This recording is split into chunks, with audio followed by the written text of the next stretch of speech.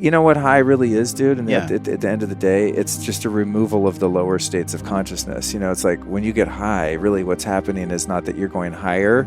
It's just that the lower's removed and you're just where you are. Our capacity for joy and ecstasy and connection to God and consciousness is already high, but it's just being in a human body with a personality and an ego and with all your instincts. It keeps you from permanently accessing that. And if you were truly in that state of kind of no mind, no body all the time, it would be difficult to function back in your meat suit. So it's like, I think that's where the plant medicines and peak experiences like that come in. It's like you get a glimpse of what's on the other side, so to speak. That's Luke's story, and this is episode 285 of Wellness Force Radio. Wellness Force Radio, where we discover the physical and emotional intelligence to live life well. You can have the same brain states as someone who's done an hour of meditation every day for 40 years. There's a lot of losses that we go through, so the ability to be able to cope with those losses is very important to build skill in it, because loss will happen. You can be fatigued and depressed, right? So then the challenge is, what's the best order of operations for trying to help someone identify what the root cause of their problem is? Do you like yourself when you look in the mirror? What are you saying to yourself? What do you think about other people? How do you look at the tree? You know, you have to have spiritual courage to really grow spiritually, because if you really want to take guidance from your soul, you have to be ready to realize that many of the things that you're asking for guidance on, your ego has some kind of an addiction to or an investment in. What's up? Hello, welcome to Wellness Force. This is Josh Trent, and today is a beautiful day. We're fortunate. We are so fortunate to be here, wherever you hear this, wherever you're listening to this. If you have breath in your lungs, if you have a roof over your head, if you have food to eat, you're doing better than millions, literally millions of people in the world. I've been feeling into this a lot lately, the power of gratitude. I mean, we all hear about this, right? In personal development, the power of gratitude. Some dude on a stage shaking his hands. But I've been stacking the actual frequency, the energy of being, capital B, being grateful in my morning practice. It's been huge. It's part of our M21 Wellness Guide. If you have not downloaded your free resource, this is my gift to you. We do a 7-day guided breathwork challenge and journaling and so much more. I promise you, if you follow this 6-part guide for 2 weeks, you're going to notice a massive difference in how you feel in your body, in your spirituality, and in your emotions. Head over to wellnessforce.com/M21. It's been downloaded by thousands of people. It is a resource for you because I just want to give. It feels good to give. You know, if you're a parent or if you're in health and wellness or if you're a coach or a therapist or a practitioner, or maybe you're just like that certain personality that loves to give to others, you know that sometimes the only challenge is knowing how much to give and also not having an expectation of having to receive something in return. Our guest on the podcast today knows all about this, the giving, the receiving, the gratitude. This is the one and only Mr. Luke Storey, my friend, my podcaster in the field. Today we're going to the jungle. You know that Guns N' Roses song? Welcome to the jungle. Was that good? We're going deep into the jungle in Guanacaste, Costa Rica. And we're also going to Luke Storey's house in Los Angeles, where I got to meet with Luke live and in person for this show. We talked about some incredibly challenging things, these thresholds that Luke dealt with in his adolescent life, drugs, addiction, abuse, how he transcended these things. This man has done the work, truly the work of breaking patterns of addiction and moving forward in his life. We also explore this concept that Luke talks about as shortening the cycles of recommitment. We talked about Byron Katie. We talked about God. We talked about alcoholism, Gandhi, Martin Luther King, Nelson Mandela. We also talked about plant medicine and breathwork, how these tools, these ancient tools, support healing and self-empowerment in Luke, and why Luke chose to head down to Rhythmia in Costa Rica to do his inner work. This episode was so fun, my friend. He walks his talk. Luke is actually a model of the things that he says. We got to sit in his backyard. I watched him go in the sun. I jumped on his trampoline next to his ice bath. Then we did a biocharger session in his biohacking studio. We took some amazing supplements, which I believe were all legal. Go to the show notes page at wellnessforce.com/285. Learn more about Luke. Get all the resources and the things we mentioned on the show today. wellnessforce.com/285. Also, huge shout, huge love, huge hug to our sponsor, LifeAid. This is official. I am 100% hooked on the Fit8 RX. This is a sugar-free drink. It's for recovery. It's built to actually refeed your body with all the vitamins and nutrients it needs after you work out, like glutamine, glucosamine, branch chains, turmeric, CoQ10, Full Spectrum B Complex. This is now my favorite drink after the gym, or even after my nature hikes. I know you're going to love this too. I test everything that I give to our community, and you get the ultimate hookup from Life Aid. This Zero and Zero RX, you can get $20 off. It's huge. $20 off 48 cans of the Zero and the Zero RX. This is the best discount, really generous from our friends over at Life Aid Beverage Company. Get that $20 off at wellnessforce.com/0. That's ZERO, wellnessforce.com/0. Support our friends who support this podcast and our wellness warrior path. And also recover better. Feel better after you work out. Now let's go live to LA to drop in with the former Hollywood celebrity fashion stylist, motivational speaker, Kundalini yoga and meditation teacher, world-class biohacker and podcaster over at the Lifestylist podcast, the man, Mr. Luke Storey. Luke Storey, Josh Trent. Wow, what a day. Thank you for having me at your house, man. A meeting of the minds. This has been so fun with you. Biohacking, getting sun, learning about all these cool things that affect the body and the mind. But people have learned about you for a long time, man. How long have you actually been doing the podcast? It will be, let me see, what are we here? We're at May 24th. June 6th will be the 3-year anniversary. So in 3 years, you started this always as the Lifestylist podcast? The Lifestylist podcast. Yeah, my first episode was June 6th, 2016. And it was, that one was called... Episode 1 was called Return of the Jedi. Ooh. Because it was my, my life story up until that point, and it was kind of a story of redemption. And so I started out with that first episode, and now I'm up to 200 something, yours included here shortly.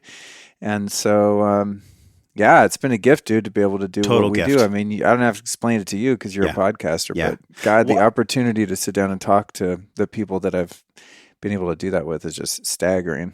So the Lifestylist, is it because it's about the style of your life? I mean, is that really the ethos of the title? It's about building the ultimate lifestyle, whatever that means to you. Yeah.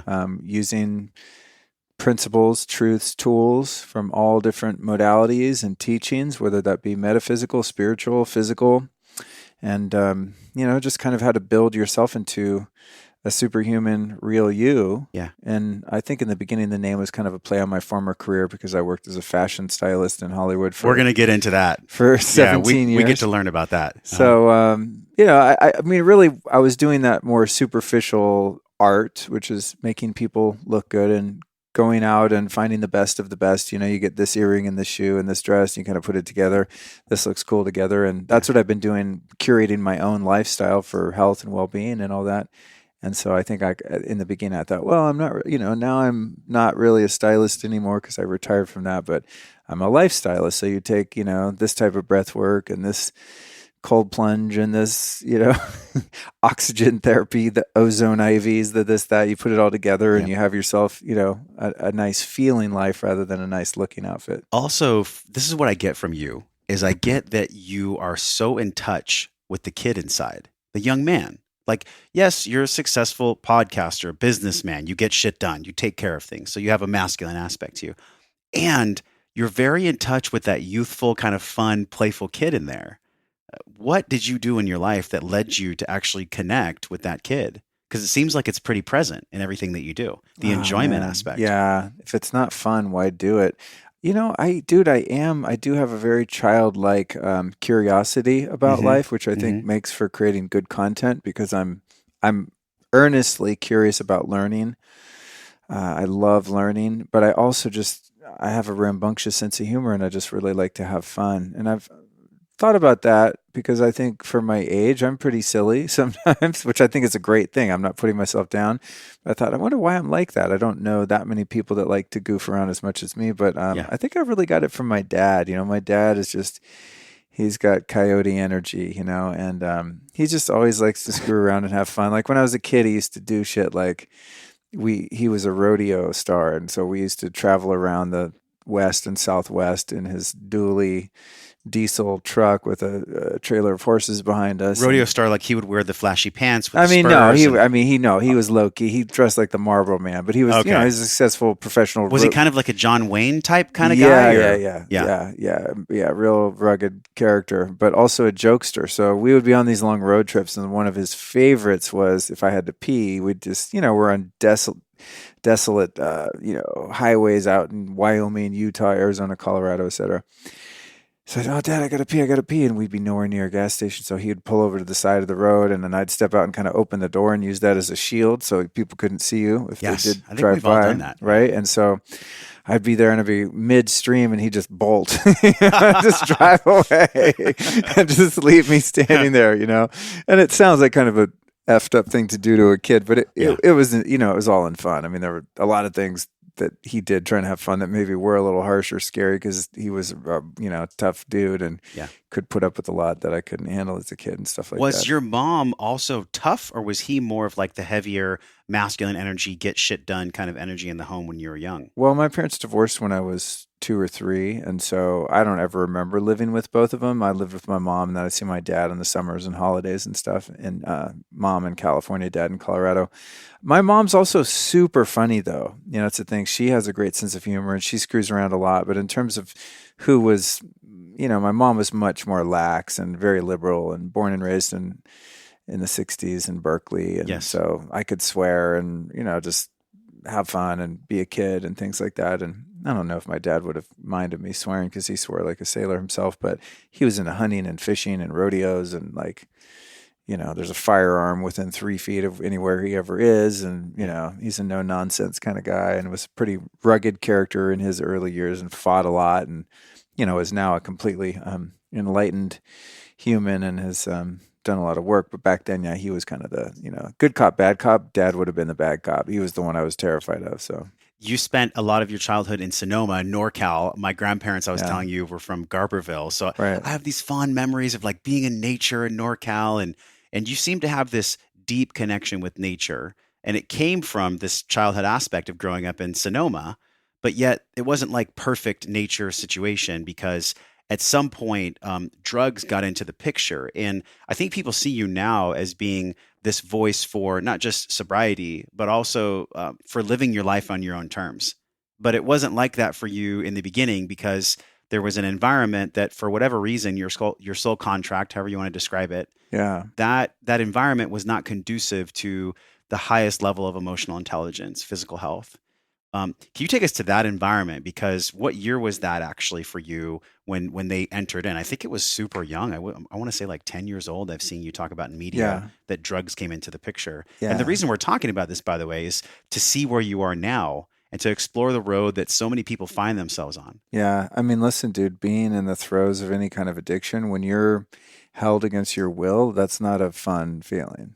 Now, if you're unaware of the fact that you're held against your will, like many of us now are brainwashed by collective media, and paying taxes and things like that. I mean, we are held against our will and we don't know it. So it doesn't hurt as bad when you start to wake up and kind of get red pilled on our social programming. It becomes more uncomfortable in one way, but most of us, I don't think, realize we're addicted until it's far too late, when everyone else in the world and the authorities have to come in and say, hey, and kind of shake you and grab you by the jacket. Hey, dude, you're screwing up here.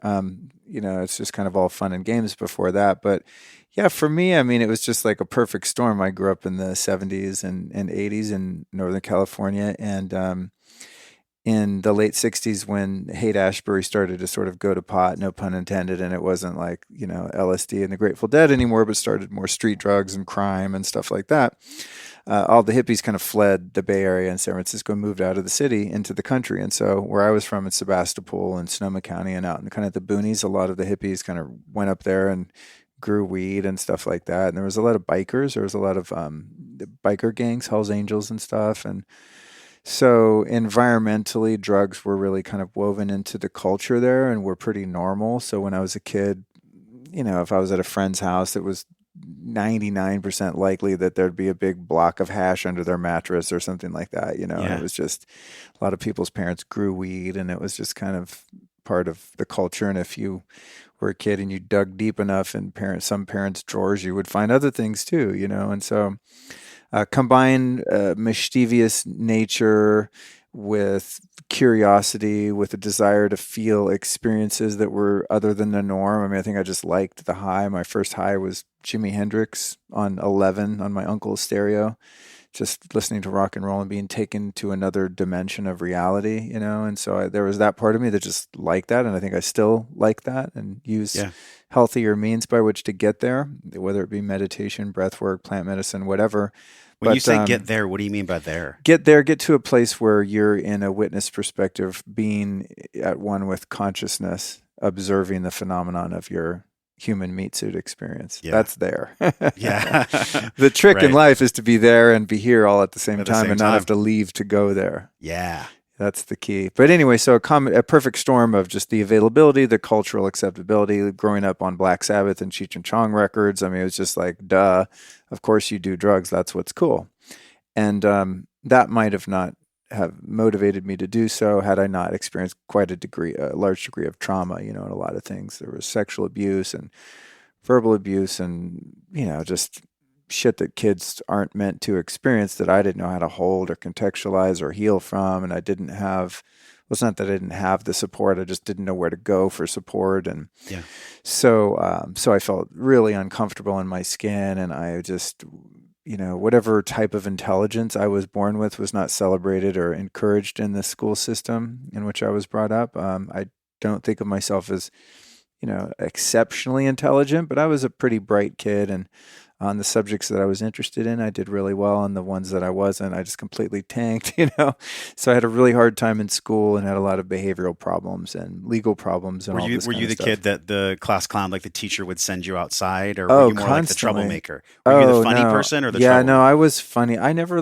was into fighting and stuff like that. I just wanted to have fun, and it just the monotony and boredom of school, and it felt so confining, just sitting in a chair. I mean, I was so full of energy, and I loved the outdoors. Yeah. And so, so how I kind of went to the dark side was just through really, I mean, looking back, kind of the fortunate circumstance of my life, and that culturally and just geographically where I was at that time, there was a lot of medicine available. Wow. And I was a kid who needed medicine, and thank God I grew up in that environment, and it was easy to get a bunch of weed, and I could just be high as fuck all day, every day. And that's how I avoided suicide, really, because I thought about it a lot. But if I could relieve some of the existential pain and loneliness that I was experiencing as a kid, I think now I would have been thrown in a psychiatrist's office and probably given Ritalin or Adderall or Well, you were healed. Klonopin or who It's so knows, funny. whatever, You were healed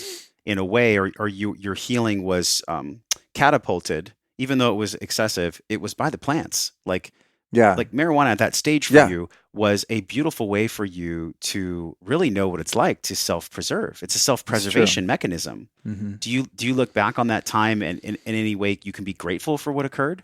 Yeah, totally, man. I mean, it's like you talked about the soul contract.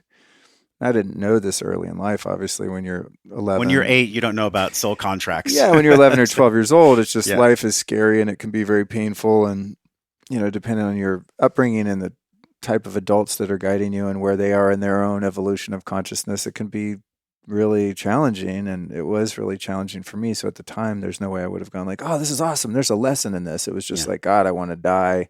Why was I born? Why is there no God? It's just like pretty dark most of the time, with punctuated events of relief or experiencing joy, going outdoors. And I mean, there were of course times when I had a great time when I was a kid, but there were also a lot of dark nights of the soul, especially later on as it got kind of more gnarly.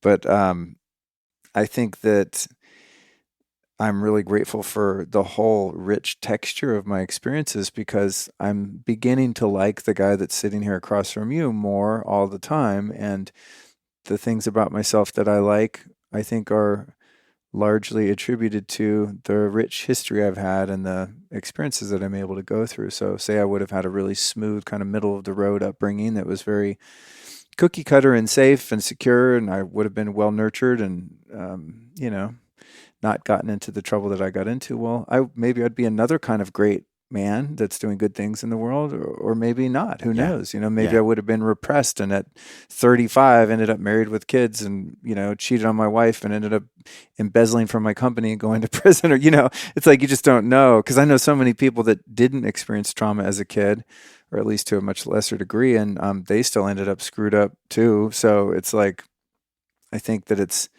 it's pretty interesting to have had so many different types of experiences and to have so much depth within one short lifetime of 48 years, where I really have been pretty far out to the dark side, and also had a lot of very uplifting peak spiritual experiences and the like. And now, for the most part, other than just regular low level of anxiety that comes from living in a city and owning a couple of businesses and having relationships and doing the things that we humans do, by and large, my worldview is absolutely positive, and I feel a sense of purpose and connection to source energy, to that thing that created me, and to other people. And I have a lot of love in my life. I'm able to give a lot of love, receive a lot of love. So you just don't know, had I not experienced those things, would I have the same type of life experience I have now, which is filled with a lot of compassion and empathy for other people. And I'm very much guided and driven to help alleviate the suffering of other people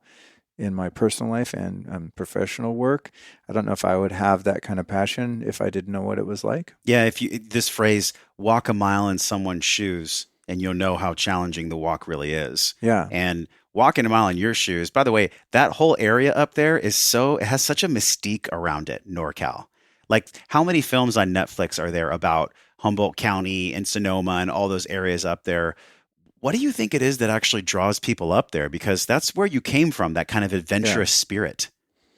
Well, there is a lot of beautiful land there. I mean, that's the thing, the redwoods and just the whole San Francisco Bay itself. I mean, imagine the San Francisco Bay without the San Francisco there. I mean, it's just an amazing piece It's so rugged. Natural architecture, and rugged in the weather, and the fog, that dramatic fog, and it's so green, and it just, I think energetically as a piece of real estate in itself, Northern California is just powerful. Yeah, it's beautiful. And then you have like kind of the hangover of the hippie culture that centered there in the late 60s and even into the 70s. So that's also prevalent there. So it's an interesting place. But when you get out in the boonies, like where I grew up in these small towns, I mean, it's not like it's a bunch of hippies growing weed. That was a small fraction of those communities. It was regular people who have a couple cows and just down to earth kind of country folk, even though you're still in California. Yeah. I've really enjoyed being at your house, just like hanging out, having deep conversations on your show. And really all this is stemming and poking in and around of this conversation about consciousness, our level of consciousness. And the area, I even think back to a story you told about this Rocky Mountain University, or what was it called? Rocky Mountain Academy. Yeah, dude. So Rocky Mountain Academy, this is like a spiritual boarding school. But you were 14 or 12 or something. I was 14 when I got sent there, yeah. I mean, what was their level of consciousness compared to, by the way, would that even exist now, that type of Oh my God, they would be sued into the ground. Yeah, they were very experimental there with their modalities of therapy. So essentially, Rocky Mountain Academy, it was a sister school of a school called CEDU, CEDO. Yeah, CEDU. That was, CEDU, perhaps. And that came out of something called Synanon, which was like, no, it wasn't Scientology. It was this other, it was like a part of EST or something. I don't know. I have to research it again. I geeked out on it at one point. But anyway, there was this school in San Bernardino, California, way up in the mountains for messed up kids that were on drugs and, juvenile delinquents and such. Their parents would send them there. And the school was so effective at turning kids around that they started one in northern Idaho in a town called Bonners Ferry, which is sounds really exciting. North of Sandpoint. Sandpoint's like a ski town, and it's north of there. It's Bonners Ferry, yes, is a thriving metropolis, 30 miles or so south of the Canadian border, and it's an old logging town. A big river runs through it, and I mean, it's a bunch of loggers, you know what I mean? So anyway, you were sequestered out in the middle of the woods at the school, Rocky Mountain Academy, and it's like at that time I had gotten in some trouble with the law, and so I basically got kicked out of the state of Colorado because I was on probation, and when you commit like one single crime, oftentimes the way it works is there's a number of different felonies that they stack onto you, right? And so this is where plea bargaining comes from. So if you break into a house, which is what I did, and got caught, then there's like grand theft, there's breaking and entering, there's larceny, there's burglary, all these things. And they're all these felonies. And if the court was to find you guilty of all those, you'd have a very long sentence, right? So if you admit to a few of them, yeah, well, okay, so I broke in, I stole shit more than $1,000 value, whatever it was, then okay, then they throw out the other ones that are more severe crimes, essentially. So I got in trouble, and and it was in Pitkin County Courthouse in Aspen, Colorado. And I'd gotten in trouble and got put on probation because I never done anything wrong. I was 14, and they caught me like just going ham in this house. And then so they put me on probation, and then I smoked weed every day. So I finally got caught smoking weed at school, and somehow I got back to the judge because this is a very small town. And I went in to see him, and he just told my dad, and he hated my dad because I found out this actually just a couple years ago. They had some kind of beef when my dad lived there when he was in his 20s and used to get in all these bar fights. That was an old ass judge who was like either a cop or a lawyer. They knew each other from back then and had this rivalry. This is like a Back to the Future moment where he goes back and it's the same principal. Yeah, it is, dude. So I didn't know this at the time, but the principal actually just was harsh with me because he was pissed at my dad, and also I'm sure assumed some responsibility for my behavior onto my dad as a father, or his abilities to, discipline me.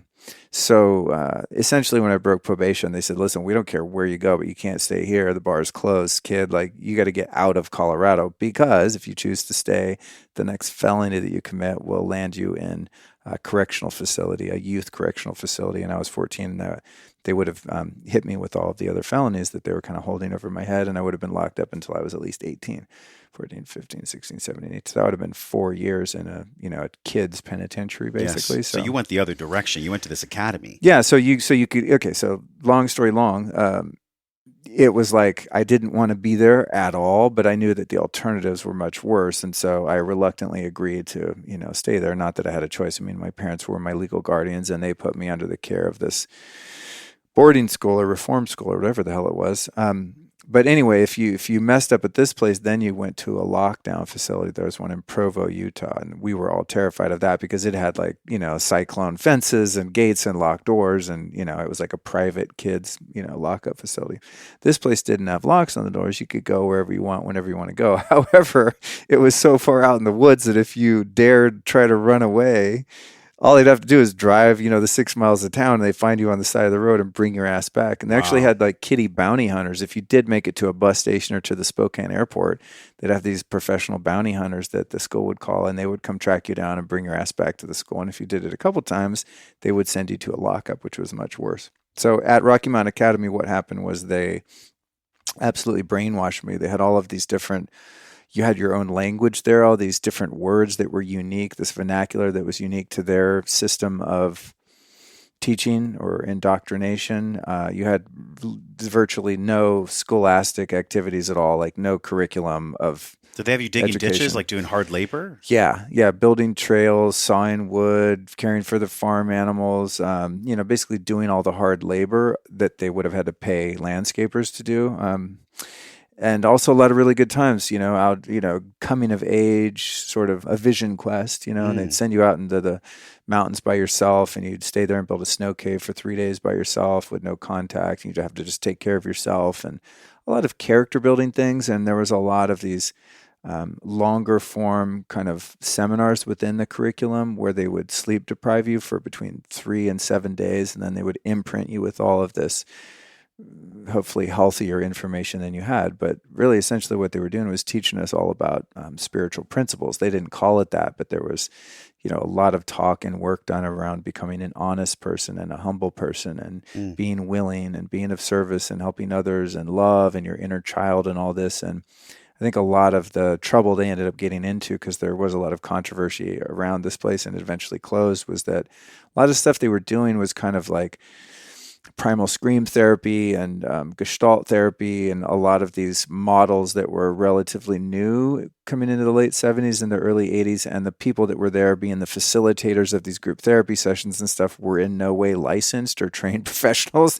They were just like into kind of alternative education. And they were almost experimenting on you. Yeah. Every man there had a beard and wore corduroy, and it was just like, it was a little backwards, a little funky. Okay. Do you feel like their heart was in the right place? I do. Many other alumni of that particular school refer to themselves as survivors. So I would be in the minority of kids that thought it was a positive experience. But I know that that their heart was in the right place, because it did transform me and change me. And I was at least sober for the 2 years that I was there, 14 to 16. I did not touch a drop or gram of anything, and so it's good for that 2 years. And it instilled in me some sort of moral code to when I got out. I never would have thought of like robbing a house or stealing from someone, or, just at least like I had restored some kind of moral standards. But I just didn't learn about addiction there. That wasn't really part of the training there. It was about like building your character and transforming you psychologically, and also healing a lot of trauma. It wasn't terminology they used, but this is where, being sexually abused came out, and there was group therapy around that, and, just talking about any negative experiences you'd have as a kid, and really getting a lot of group therapy and these things called RAP sessions, and having other kids in a almost sort of, the group therapy model, that's kind of, I think, developed really out of the 12-step movement, where groups of people are getting together, telling their truth. I mean, the 12 steps aren't the first place. Obviously, native peoples from all over the world have had ceremonies in which, there's a group of people telling their truth and getting support from their community, however large or small it be. But that was the model. There was a lot of group therapy, and I benefited a lot, and it really did transform me. And all the sleep deprivation routines that they did, they would do stuff like, just so many weird sort of exercises. One of them, though, was where you had to write your own obituary, and then they went through a whole mock death ceremony. Oof. And at 14, that's like pretty profound for the mind of a 14-year-old kid. Tell me about it. To write your own obituary. Yeah. And there were others where like they would get you in a really deep state of grief about trauma that you'd suffered, and how they had this one thing, one of their theories or kind of analogies was the chrome ball, that was like your inner child, and then all this grime and shit gets all over your chrome ball as you go through these negative experiences in your life, whether self-created or perpetuated from outside of you. And you get tarnished, and so the process was all about uncovering that ball. So in one of the deepest moments of looking at your dirty ass chrome ball and being in shadow, your eyes would be closed, and then someone would come around and they passed you a photo of you when you were like 4. And then you're like really getting into the pain. Yeah. And then you're just like, I was once innocent, Right. It's heavy shit. Yeah. And there's just, most of them I don't even remember. Okay. There's just, there's a few things like that. I'm like, damn, that was heavy. So, in the context of would that be kosher today, and just some of the disciplinary measures that they took, they would like send kids out in the woods in the snow, and they'd have to work alone out there for a really long time. It's like a really tough love approach, but I can sense that a lot of it has been used to grow you as a man now. You went through a lot of other undulations of like being in LA and lots of like drugs and coming in and coming out. But there was one moment actually that touched me, and it was this moment where you were like laying on the ground and you were like kicking an addiction, and a cockroach, my Byron Katie moment, by, and that was it. And I know by the way, Luke, we skipped over a lot. Yeah. However, it leads to my next question. Like, what actually is addiction? Like, how do you define addiction? Do you think it's the Gabor Mate model, where it's like the opposite of addiction is human connection? Or do you see it as something else? Like, looking back at all those years, like, where did the addiction really fuel from? Well, I still have a few of them, so I'm very familiar with it. The filler of the back end of that story is too, just I could say it very briefly, is kid gets out of this school, feels pretty positive about life, goes back to a regular high school, loses his shit, starts taking LSD, doing coke, listening to punk rock, hanging out with all the trench coat mafia, like, rough crowd, and ends up moving to Hollywood at 19 and lives the rock and roll dream and nightmare until 26, and then sobers up. But 19 to 26 was the Hollywood nightmare? 19, no, actually it would have been 16 to 26 was like the years of like, woohoo, we're just going hard. Wow. But then, I moved to Hollywood at 19, and then I sobered up when I was 26. And those are the years of like living right down the street from where we are now and just partying like an animal. How cool is it to be being a podcaster, being a professional, being known as someone that influences others in a loving, powerful way, being so close to where the addiction was taking place? Like, that's got to be an interesting vibe. It's weird. Yeah. It's really strange sometimes driving by certain corners and you're like, bing, and a memory flashes and you're like, oh, damn, there's a dark memory from that corner, or a fun one from that corner and stuff. Even right on the corner of Crescent Heights and Sunset down the street, which is Laurel Canyon, changes names when it hits Sunset. And there was a club there called the Coconut Teaser. And this is probably like the first rock and roll nightclub that I really started going to on a regular basis, and saw so many great bands there. And it was where I played my second gig as a bass player. And I had a fake ID. I was only like, I was 19 or 20. I had a fake ID so I could go play these shows. And it was like this Mexican kid. His name was Manuel Luis Cordova. And it was a California ID I just found on the ground. He was like 5'6", really dark skinned Latino guy.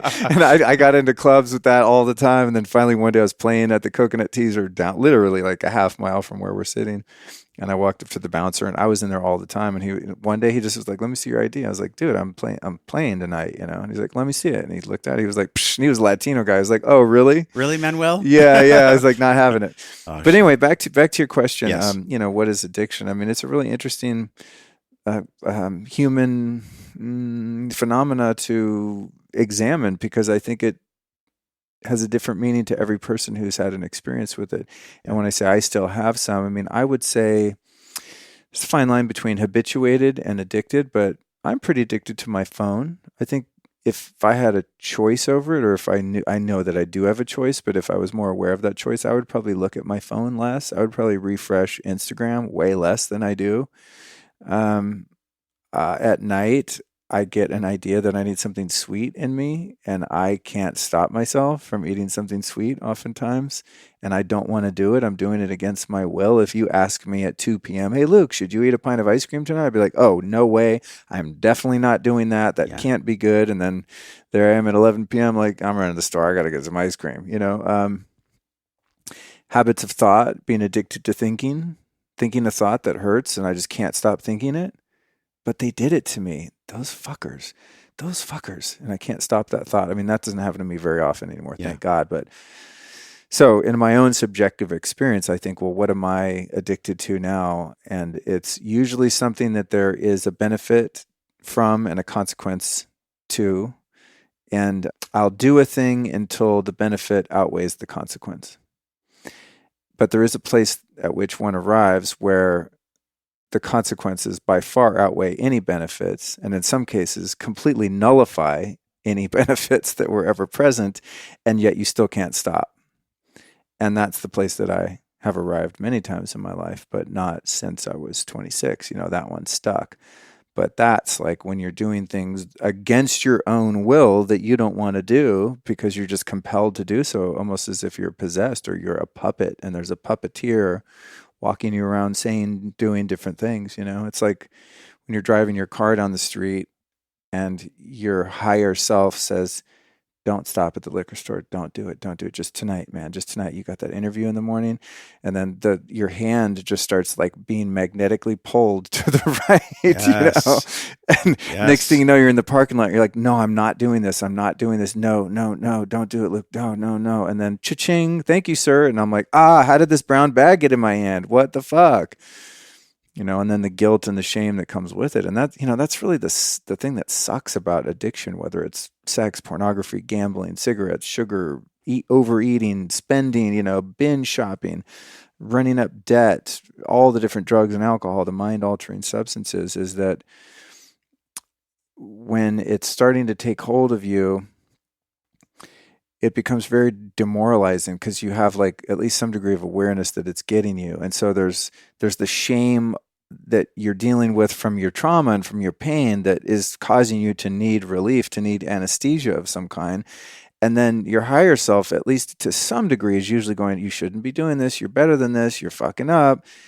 And then the mind, the ego, the body, the things that are craving that relief compel you to do it anyway against the will of your higher self. And then that ego or shadow self or mind comes in and says, "You fucking loser. You did it again." So right there is when we need the pattern interrupt. Yeah. And that's where we have to bring it in. Yeah. That's where we get to bring it in. And then that shame then self-perpetuates, and you go back again. Like, I might as well do it again because I'm already a loser. Yeah. I already failed when I tried to quit said thing. There is a concept that I've read about in multiple like behavioral books, and it's the cycles of recommitment. And I believe they talk about it in 12-step. I don't know. But it's the time between when one is on the path of good and self-love and not going into cycles of shame and addiction and loops. The shorter that time is where someone can recommit, then eventually those cycles of recommitment become very long. And for some people, the cycles don't repeat anymore. You just stay committed. So this shortening of the cycles of recommitment, you've done probably multiple programs, and Byron Katie was a huge part of your life. I mean, you even said that was what led you to the cockroach moment. Yeah, well, it's just funny because her origin story includes her having some sort of nervous breakdown and sleeping on the floor and being terribly suicidally depressed, and then coming to and having cockroaches march across the floor next to her. And when I interviewed her, I was like, it's so funny. I had the cockroaches were like my spirit animal too. Oh my God. In that sense, yeah, because I did. I was, coming to periodically in the middle of one of my episodes, and yeah, like laying on the floor in a living room, no bed, and leaning over and just being like, oh God, and seeing the cockroaches walk by, and then being kind of too apathetic or physically weak to even try and address the issue and get rid of them. Just why? like, Because in that moment, what was going on? Were you like on the floor detoxing? Yeah, yeah, and just really lethargic and without vitality, and yeah, just kind of resolving myself to going, oh well. There's that. There's people who've had much more traumatic experiences. That's the thing, though, about any kind of trauma or addiction is it's very much a subjective experience, meaning your pain is as painful to you as their pain over there, even though objectively looking at the things that happened to them, maybe I know guys that have been in prison multiple times, had been cut and shot and all kinds of stuff, and then finally was like, okay, I give up, I'm gonna get my shit together. Whereas me, I'm just like, there's a cockroach.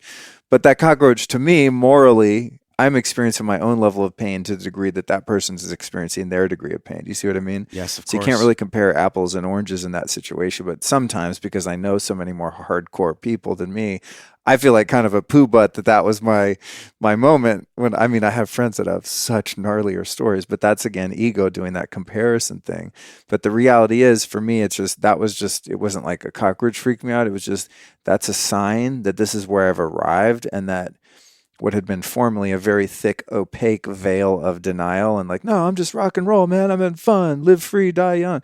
Like that started to wear really thin. And then in that moment, it was like, oh man, I literally cannot hide from my truth anymore. My truth is that I'm killing myself and I don't have much longer to live or be a somewhat functional person. In other words, like next comes you're cruising the shopping cart down the street with dreadlocks and a really bad sunburn. And that's the next, next phase of evolution, or you start using needles and then you end your life too soon, accidentally or otherwise. And so it was like just kind of the warning sign. And dude, just the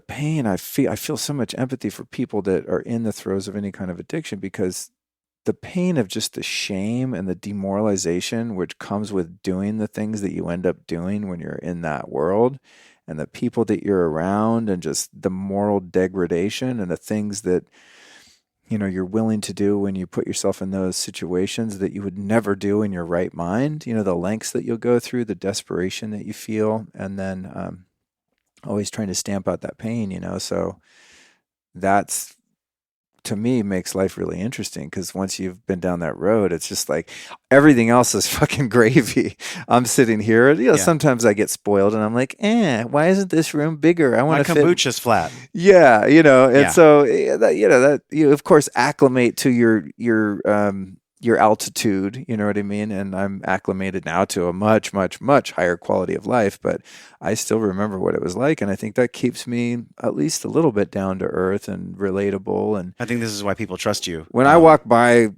a homeless guy that's 48 years old on the street, dude, I don't think like, ew, what a loser, take a shower. Why don't you get a job? I think, oh my God, Luke, that's fucking you. And I feel that. And that would be on a good day. Most people that go down the path that I went down don't come out the other side and like, well, I'm okay. I just kind of sleep in a tent. What was different about you? Like, what was really different about you then to be able Grace was different about me. I just was blessed with a small ember of fire that was a desire to live and a desire to arrive at a higher potential than I was. There was just some like grain of sand of self-worth that was like, dude, this can't be it. It's like, I don't know, maybe being a manager at the local AutoZone or whatever, like any level of Yeah. stability or success and not put anyone down that's the manager or AutoZone. I'm just saying having even just a regular kind of humble, down to earth life would have been a huge success at that point. But, you know, here I was in Hollywood trying to be a rock star. I mean, my dreams were way bigger than that, be they based in an egoic need for recognition and fame or just healthy self-expression of an artistic ability. I mean, I wanted to go places, you know, and I could see circling the drain and just literally flushing myself down a goddamn toilet every day. And so, yeah, I think some of us are lucky because we just get that seed of hope, and then we get the grace that just gives us that one little iota of reality that helps us see there might be a way out. And really going to that school, dude, that we were talking about, I mean, that was a huge part of it because I did develop some self-esteem there, and I did work on a lot of my trauma and go through a lot of therapy and cared about myself a little bit and had meaningful connections with my friends, like good buddies, and we loved each other. And, you know, I had a mentor there, Tim Brace, who was the, you know, like the director of that school, and he was the only adult I really ever trusted. He was definitely the only person at that point in my life that I'd ever listened to. He said, "Hey, I think you should do this." And I go, "Okay." I mean, I never listened to anyone ever. I just couldn't trust anyone. I was too defiant. So I think that really paved the way for, you know, it took a long, long time to get back to caring about myself. But I think that's where I gained access to that, you know, the sense that I was worth more than just totally throwing it all away, you know. You talked about this seed of hope, which is a really cool metaphor. Do you think that seed of hope could be divine, God, consciousness, spirit, however you want to label it? It doesn't really matter. What is that seed that you're talking about? And why do you think it was planted for you? Did it come from you or did it come through you? I think that my desire for God was given to me by God, and that the God within me is looking for itself and to have experience of itself. And that I got so disconnected from that I would use other means by which to access that, or to at least simulate that. You know, it's said that alcohol in itself, which is one of the worst drugs, by the way. I mean, like, dude. Yet completely legal. Yeah, it's and pushed on every billboard, on every fucking one of freeway. the most dangerous, man. I mean, it really, it makes you mentally ill.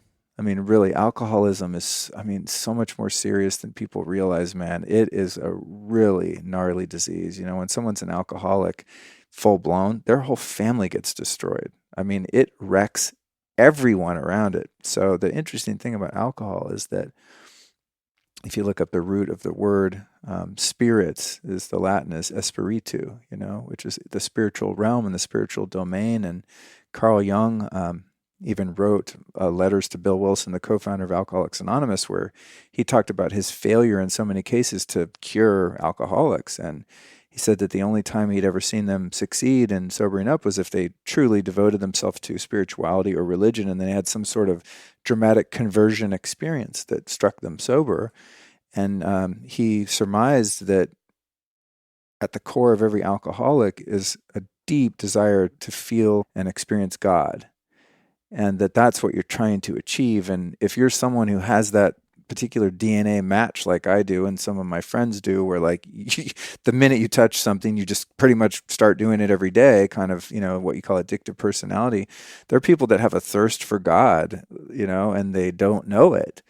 And you just know that you don't feel right. And that's why most people that I know, and this isn't true of everyone in the world, I'm sure, but in my own experience, the people I've rolled with, the way out for all of us from that is developing a relationship with God, a God of our understanding. You know, it's identifying that there's a power that's greater than one's own limited self alone. Ooh, I love this. You know, I mean, each one of us has power. We 100%. Have will, man. The human will is fucking strong. Yes. I mean, look at Gandhi or a figure like that, Martin Luther King. I mean, people that have just faced Nelson Mandela. Yeah, that have faced just massive adversity and overcome. And that's the human will. But there's also grace backing them, right? And so I think that the people that get this thing figured out and get saved, so to speak, for lack of a better term, are people that identify, I have a yearning for God, and that living some spiritual framework of life is going to help me alter my perception of my life experience so that it doesn't hurt anymore, A. B, when it does hurt, I'm going to be able to contextualize that discomfort and pain as a lesson that's worth living through and surviving and learning from, right? So that I get past that level of earth school and I can move on to the next level where now I'm facing some other bullshit that I need to grow through that's painful, Yes. right? So it's like the spiritual way of life is the way out of that, because it provides the grace and it also gives you a way to internally change your perception of reality so that you don't have to use exogenous forms, whether it be approval of others or heroin or whatever, like whatever extreme gets you off and gets you high. You're much less likely to be at prey to that when you have a natural and instantaneous way to reframe your reality, which is staying in conscious contact with a higher power and understanding and practicing spiritual principles, so that in the heat of a moment when life triggers you as it does, you don't think to turn to, you know what, I better drink over this or whatever. It's like you go, oh, I'm disconnected from God. That's what the problem is. You know, if I'm ever frustrated, lost, discontent, it's just that I'm with ego, I'm with mind again, and I've shut God out of my experience. And so life starts to close in on me and feel very scary and threatening. And if I don't know that the problem is just that I've disconnected from God, then I'm going to go connect to something else to quickly change my perception. I mean, dude, if you took 5 shots of whiskey right now, the way you see this room, me, your day, this podcast, your whole life would dramatically change. I like it better without the whiskey, Luke. It's much more fun without the whiskey. Well, and I want you know what I'm saying? I totally do. It's a reality quicker. shift. Whiskey's quicker, wine is finer. But see, building a meditation practice slowly over years and years, doing plant medicines, all of the books, all of the things, all of the podcasts that so many of us listening and recording now do, those are natural and more sustainable ways of altering your perception and experience of reality so that reality becomes less painful, and so that your resistance to these experiences and also your ability and tendency to create painful, conflicted situations in your life decreases over time. You don't create drama because you know how to stay connected to who you are. And if you stay connected to who you are, there's just less drama. There's still drama. Yeah. Shit still happens, but it just becomes more sparse. I want to go back to this moment where you talked about the disconnection from God in those moments where like something heavy will happen. There's trauma. There's an event that happens in life and people forget for a second that they have a connection to a higher power. This is what I've been heard described as the spiritual malady, where somebody forgets that they had a belief that was very strong at one point, that life was not just about them. It wasn't about just their suffering. It was about something way bigger than them.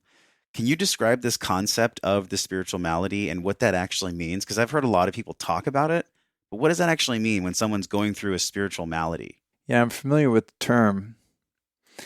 I have to say, for myself, that would be having an orientation to life in which you feel that there is no purpose, that you can't take in the divine order of things. You can't access it. You can't see it. You don't believe it's there. So it's sort of like atheism or agnosticism, where you don't believe in God, but you still believe in something. You still believe in a certain framework. Oh, I believe that there's no God is a belief, just like believing there is one, right? Or, absolutely. Or whose name, is it Jesus? Is it Buddha? It's like Krishna, people that say whatever. they have no belief. They're still having a belief that they don't have a belief. Every human it's being still a belief. is run by their beliefs, no matter what you want to call them. Yeah. So a spiritual malady is like a spiritual illness, and it's like, say you take a human emotion or sensation like loneliness. I feel apart from people. I don't feel connected.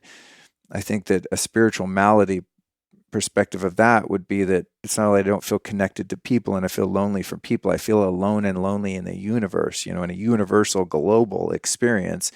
I feel that as an entity, I'm not connected to anything and I've lost my tether to some sort of meaning or purpose. And so it's an existential loneliness, not just like, it's kind of a rainy day. None of my friends are calling loneliness. Right. It's like I am fucking alone in this universe, floating in space, and the mothership has drifted off, and I'm just kind of like waiting to freeze over, And that's a feeling that I know very well. And it's a feeling that there is no God. I mean, there's no other way to say it. It's just, if there's no order to things, if there's no first truth or first law or first principle, then there's nothing stable to hang on to, and this is really the foundation of Western culture and why, despite its faults, it's been the most advanced civilization that we've had. And when I say that, that doesn't mean I'm against others or don't see the value in others. It's like if you love being American now, you're like labeled a racist or something, which I totally don't understand. I fucking love America. I love America. I also love too. Thailand, Brazil, Right. the UK. I love Thailand, man. I love me some Thailand. Mexico. There's a lot of different places and Yes. cultures, and but it's just I think it's great here. This is what I sense from you. You have this. Do you see what I mean? You have this part of you it's this kid that wants to continue to explore, and a lot of men lose that. A lot of men lose Really? that. And I think it's because Oh, God. I've heard this. Actually, there was an episode back when there was The Art of Charm, and there was a gentleman that was being interviewed, and he said the second leading cause of death in the UK for men over the age of 40 was actually loneliness and a lack of brothership and band of brothers. I mean, of course, there's CHD, but then below that is loneliness. And really, like, where we've danced around sitting in here is this loneliness epidemic, right? The opposite of, whether you believe the opposite of addiction is connection, the opposite of loneliness is a different kind of connection than the opposite of addiction. Because with loneliness is a totally different recipe to really truly feel alone. How do you think that our society now can address loneliness? And like, what's your role in that? Like, how are you with your show and your energy? How are you being a reprieve to loneliness? It's funny. I don't know if loneliness can be relieved by listening to something on some headphones. I don't know. I feel like we're together with these people right now. Well, it's actually interesting that professionally speaking, being a solopreneur now, right, and spending a lot of time in this room by myself, and even the majority of the work that you do on a podcast, aside from the actual conversation, as you know, is alone. So it's interesting that the work that I do connects so many other people to me in a way, but it doesn't connect me to them until I go to an event. Like I have an event tonight, and I'll go there and undoubtedly meet quite a few people that listen to the podcast, and they're gonna be like, "Oh, remember this thing? Remember that thing? We know about you," and I have yet to know about them. So that's a really neat experience, because then, like, oh my God, I'm creating this whole sort of subculture, a mini micro. Just fills your heart, doesn't it? Yeah, micro subculture, and you get to meet them and hear about their experiences, and that's very cool. But I do spend actually a lot of time, by myself, and so I think you know what it is, dude, is that loneliness is really, it's a frame of mind. Because there were times in my life when, in those years in Hollywood, I mean, I'm out in the clubs every night. I've got all these air quotes friends on my pager, I'm going back. And I mean, I'd be in a party and I would just feel so alone and just so destitute and just so gray and numb. And there's people around partying, having fun. I'm just sitting there going, oh my God, like I need to touch something physically with my hand just to feel like there is something solid under me, Yeah. And so it's not about how many people you're around. I think it's, the loneliness, which is a human plague. You need human touch, you need human connection, but it's also a connection with oneself and not abandoning oneself, so that if I am spending time physically alone, I'm not alone, because I'm there having the experience of enjoying myself, experiencing joy within my own being. Oh, now I'm sweeping the floor. This is Luke enjoying Luke sweeping the floor. It doesn't have to be anything meaningful or world changing. And when I can appreciate myself and really be there for myself in that sense, then when I'm with other people, I already know how to be present because I'm present with me. And so when I sit here with you, I mean, I'm looking deep into your left eye, dude. I'm not just like glazing you over as some vague entity in front of me. No, I'm you're totally present. really connected, And so when there's the moments of human connection, then I really savor them, whether it's a group of people or one person. It's like I'm really here. And that's, it's one of the biggest compliments I've recently been given. I was having a talk with my girlfriend, and we were just talking about how much we like each other and how great it is. And she went, man, you know what? Something so cool about you is that you're just really present. I feel like you're really paying attention to me and you listen to me and you're there. And I mean, it's nice to hear, but I'm kind of sitting there going, well, duh, what else? Of course, you know what I mean? What else am I supposed to do in this current moment other than be present? Yeah, but I got to remember there was, a huge swath of life where I didn't even, if someone said that to me, I wouldn't even know what they're talking about. Like, what do you mean present? Like, of course, I'm standing right here, but that's not the type of presence. It's the presence like, hey man, my heart's with you. I'm connected to you. I'm devoting my time and attention to you, and I care about you. It's a different kind of presence. And that's the antidote to that loneliness, is being able to be at a point where you feel comfortable by yourself, and within that, then you can bring that comfort and that security and self-confidence, if you will, out to interact with other people. And you create two wholes together, working together in an interconnected way, rather than two separates, two lost, two lonelies, thinking that one is going to make a whole.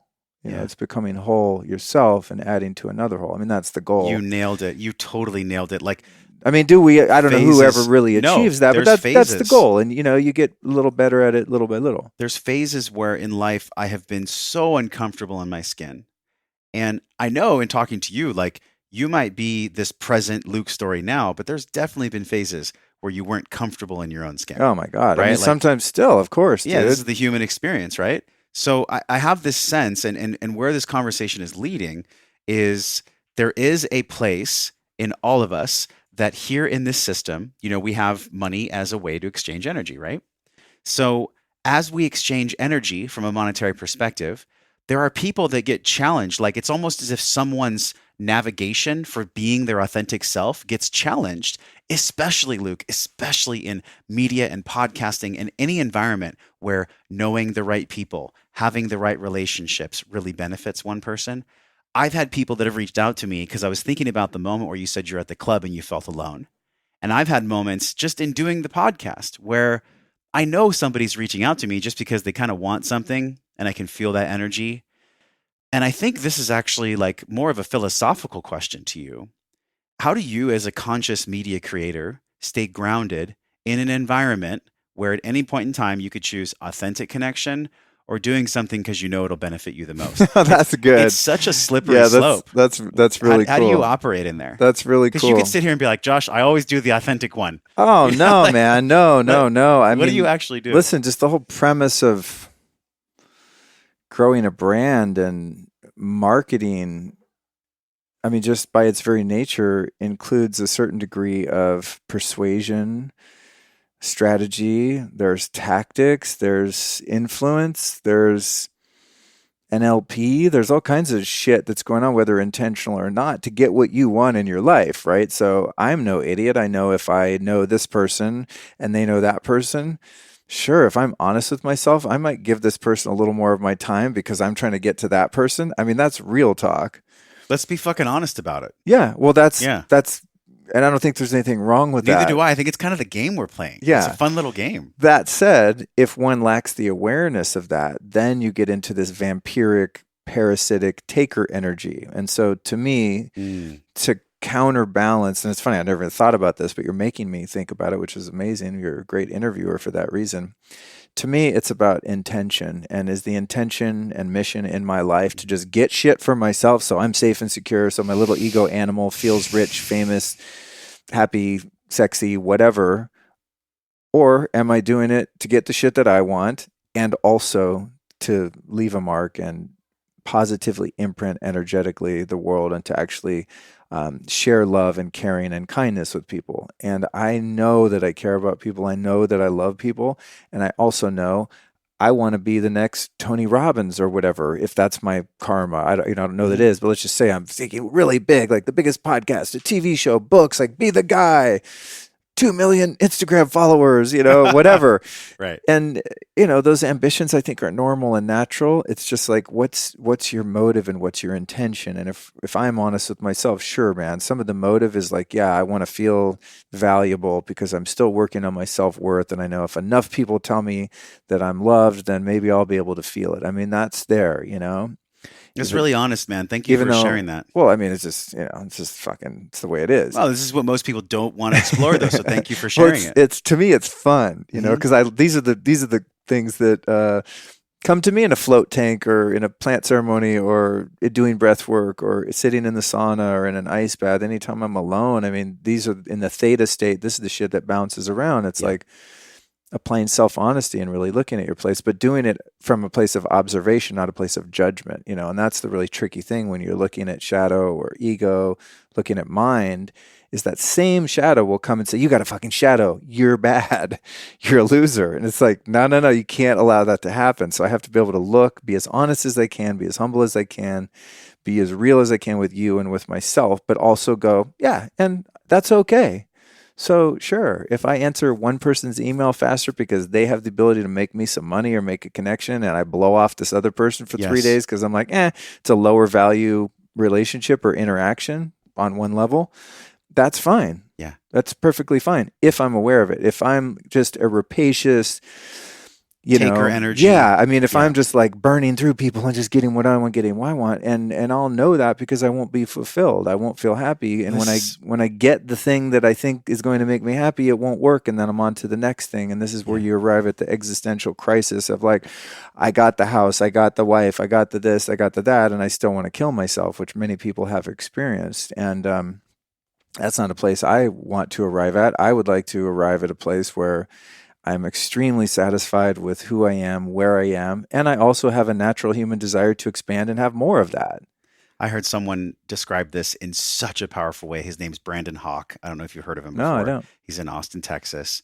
Shout out to Brandon Hawke. Brandon! Powerful coach, creator. I've never worked with him. I've just watched some of his content. Yeah. And he said, the energy of how you start any project, passion, or mission in life is the energy of how it will be sustained. The energy of how you start something is the energy of how it will be sustained. So if someone's like, hey, can I talk to you? Because I really want to get to this other person, and they're looking at their life as a continuum, then that same kind of taker energy, that same kind of pulling down energy, it's unsustainable. It's a scarcity thing. And I felt it too. It took me 4 years to have this conversation with you, and it was a natural unfolding. Right. Like there's a feeling of friendship more than of taking when it comes to this conversation, because I know that we both operate in a world where our voices are valid and people are listening because the same truth in us is the same truth in them. Yet there's still a part of me that just like wants to sometimes burn everything to the fucking ground and just be everyone's friend. Like that's really what I want to do. And I'm figuring out how to do this human thing where we have business and sponsorships and all these different things. But that's what I see in you, man. And I just wanted to acknowledge that. Like the way that you've operated and grown the lifestyle is really movement of designing your own life. It's come because you had such a dark contrast. Like you went through so much shit for so long to be able to be where you are now. I just want to acknowledge you for that. Thank you. I'll take it. I'll take it. Yeah. The will to grow and expand, which is a gift to have. Sometimes I wonder if it's a gift or a curse, because you look at someone, Joe Six-Pack, goes to work at the factory, punches the clock, come home, watch the football, wife makes a TV dinner, goes to bed, none the wiser, right? And maybe doesn't have a very dynamic life, but is relatively happy and satisfied. Does that guy or girl have it easier than the renunciate monk who, had his job on Wall Street and the Ferrari and is unfulfilled and gives it all up and goes and walks the Himalayas for the rest of his life to find God? It's like, which is the easier path and which is the more fulfilling path? Yeah. And, which one gets you where you're going? And for me, I think the path I've chosen is the one where I want to break through walls. And I don't know for sure you get more than one lifetime, but I have a sense that you do. And well, this leads to the last round of questioning about plant medicine that I want to ask you before you go speak. So, just in closing to that, I really do get the sense that each incarnation of however many we get is just really, really valuable, and it's like, fuck, I was given a body, dude. My parents and creation gave me this really weird meat suit.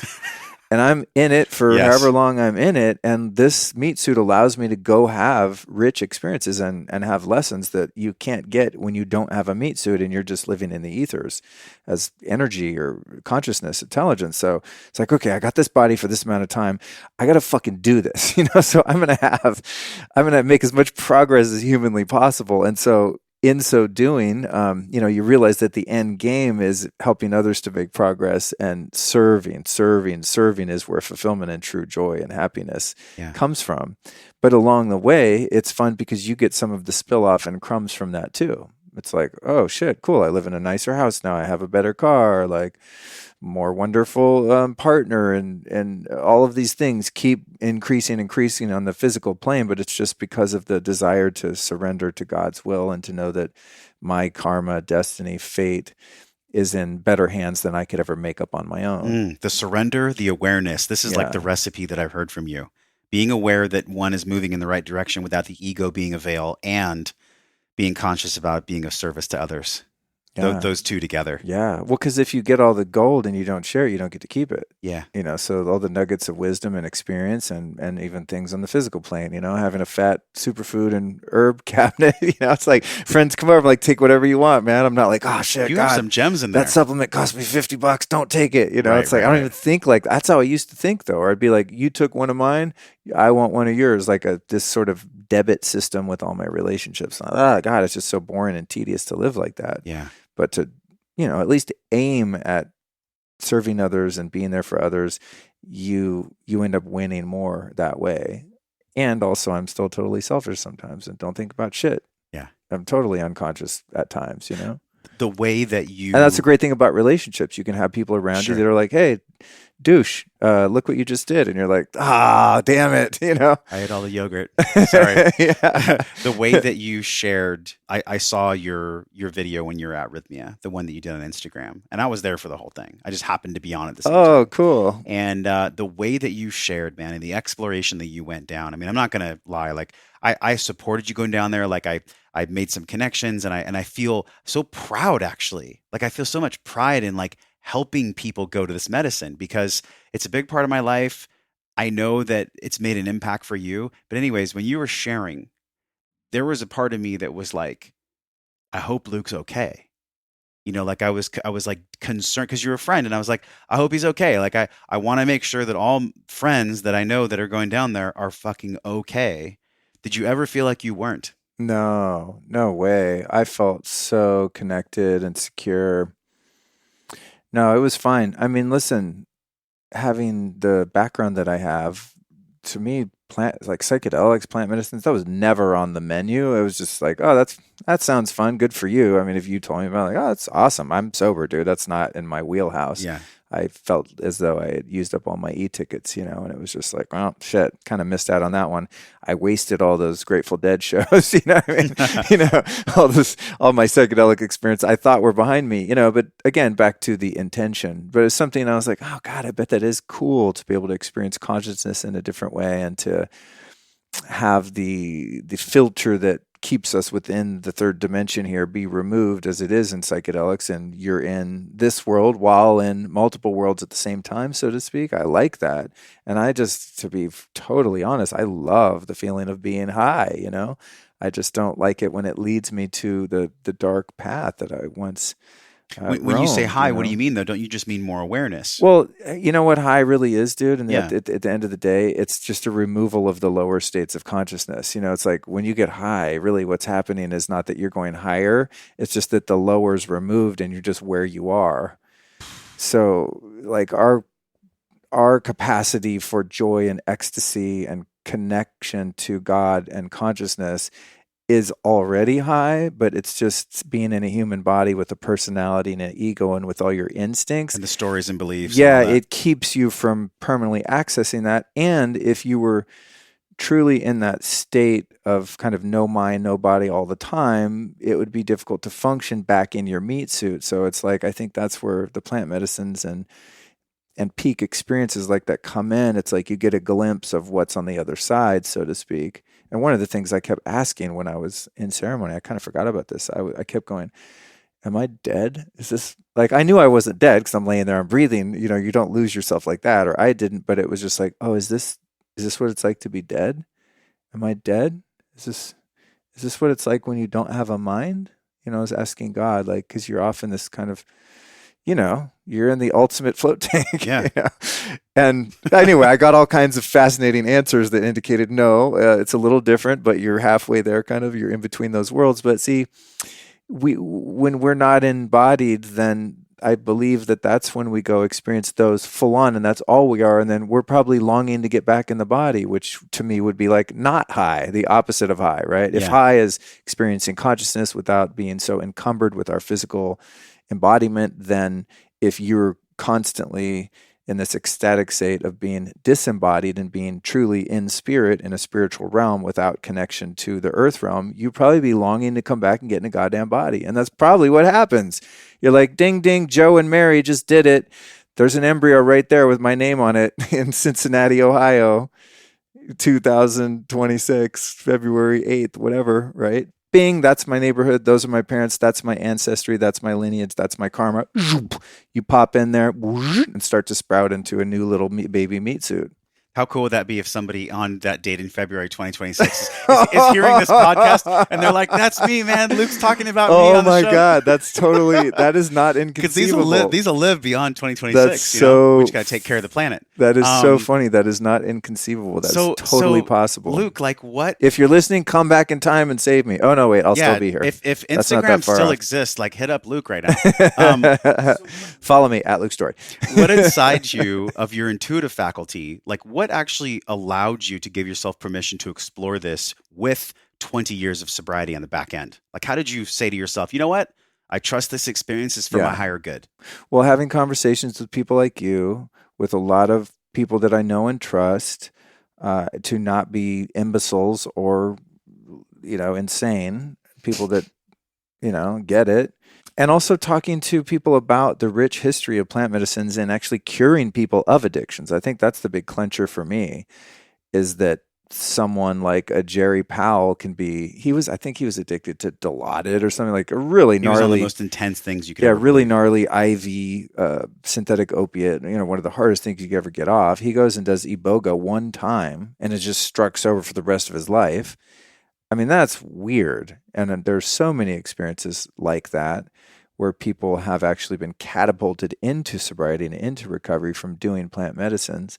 Then all of the research into MDMA and into psilocybin and LSD and the therapeutic values of those drugs, and the fact that it's not widely experienced that people injure themselves or die or become addicted to those things. So it was like really understanding the historical precedents of plant medicines as they relate to addictions and whether or not they trigger someone to go back in and do the quote unquote bad drugs or not, or be catapulted back into the throes of obsession and addiction, all that. So after having done a lot of research to that end, I felt kind of safe. And then I really had to grapple with the self-identity of meeting someone and they go, hey, you want a glass of wine? I go, no, I'm sober. I'm a sober guy. What exactly does that mean? Yeah. If someone takes kratom and microdoses psilocybin and goes off every once in a while and does ayahuasca and whatever things that I've done, it's like, well, are you still sober?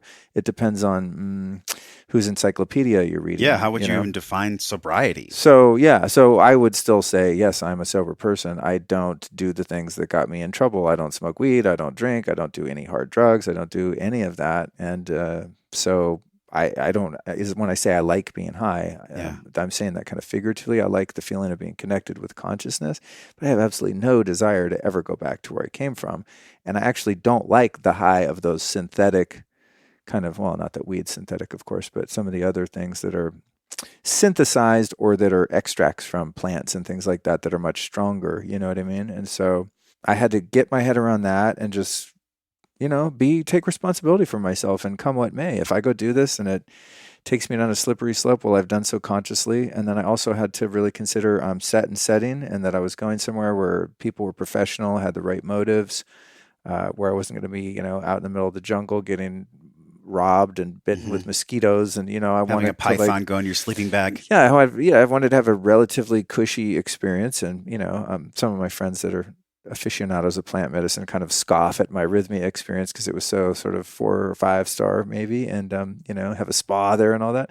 It's not the norm from what I understand, but that's what I needed in order to be comfortable and have that experience. And I anticipate that when and if I go and have more of those experiences, I'll be less concerned about the surroundings and aesthetics, and only really concerned with the intentions and the vibration and level of consciousness of the guides and shaman that are facilitating the ceremonies, right? Yeah. So it was a combination of all of those things, and also just really looking at my motive and making sure that my motive was pure and that I was being honest with myself, that I really wanted to go and access a deeper level of healing and to ferret out some of the stuff that still needs to be excavated and worked on and worked with, because there's no end to that project. It's a bottomless pit of healing. There's no point at which a human can say, okay, I have no more ego.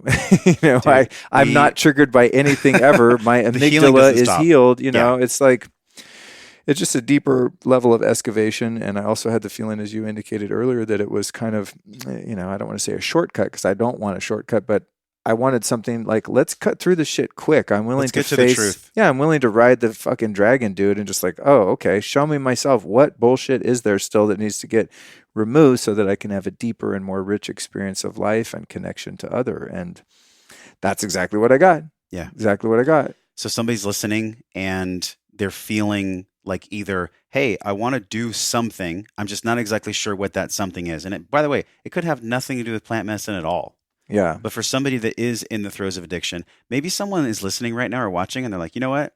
I love my husband, my wife, my son, my daughter, my friends so much. How can I help them? Well, if you have a bona fide addict in your life, man, that is a really tough situation to be in, because everything that you likely want to do to help them is only going to hurt them. Because anything you do to make an addict's life easier is going to encourage them to keep using more.